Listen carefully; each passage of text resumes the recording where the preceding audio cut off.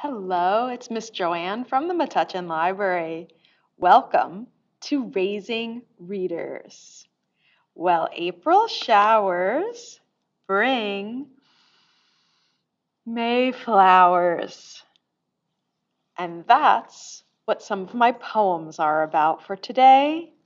April is Poetry Month, and I would love to read you some springtime poems from this charming book called When Green Becomes Tomatoes, Poems for All Seasons by Julie Fogliano, pictures by Julie Morstad, and published by Roaring Book Press. Spring, March 20th. From a snow-covered tree, one bird singing, each tweet poking a tiny hole through the edge of winter and landing carefully, balancing gently on the tip of spring. March 22nd, just like a tiny blue hello, a crocus blooming in the snow. March 24th. What the snow left behind was a red scarf next to a wooden carrot, one blue mitten, a big snow shovel, a little snow shovel, and mud, and mud, and mud, and more mud, and muddy mud, and mud.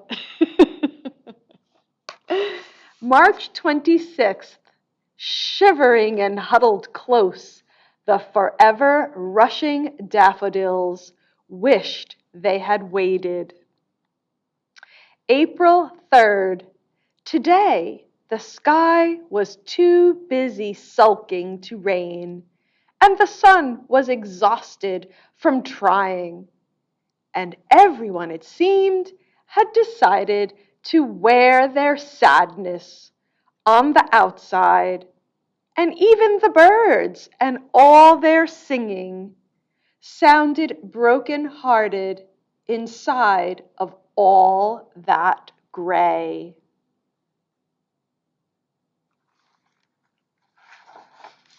April 12th. Rain makes frogs hop in a hurry. You see the frog here? April 23rd. There are things that are yellow and new and popping up everywhere.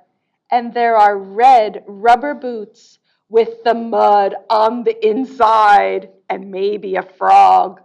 And everything is squishing and everything is soggy.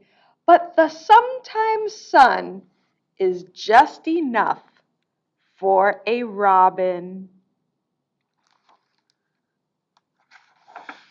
April 27th. Today, under a magnolia tree, I ran into a dachshund named Paul.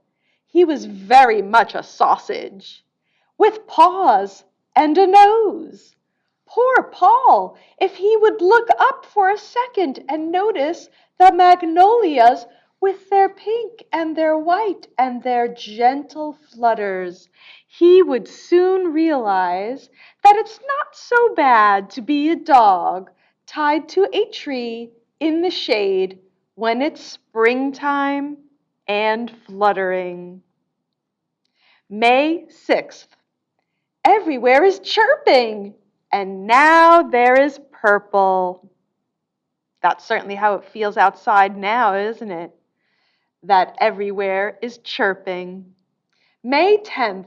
Lilac sniffing is what to do with a nose when it is May and there are lilacs to be sniffed.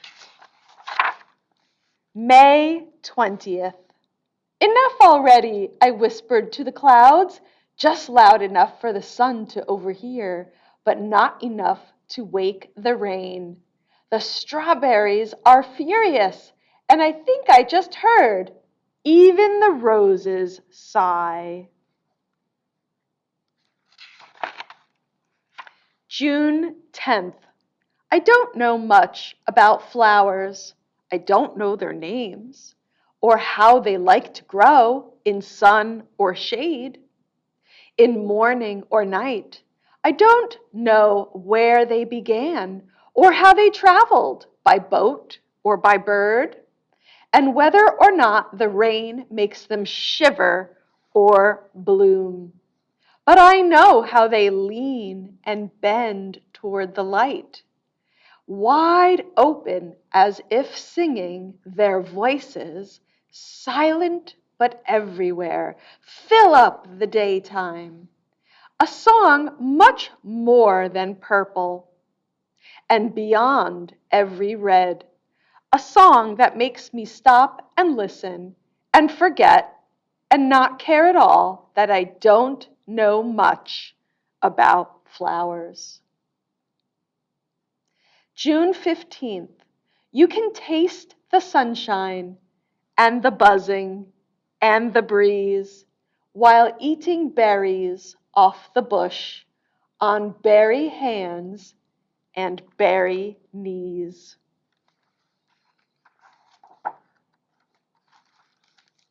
This book also includes poems for the other seasons of the year as well.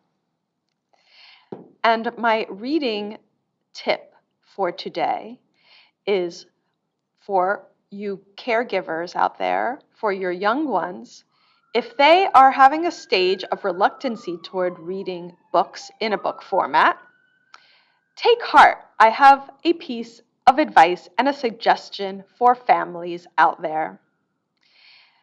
Won't you consider having some time for game playing in your house?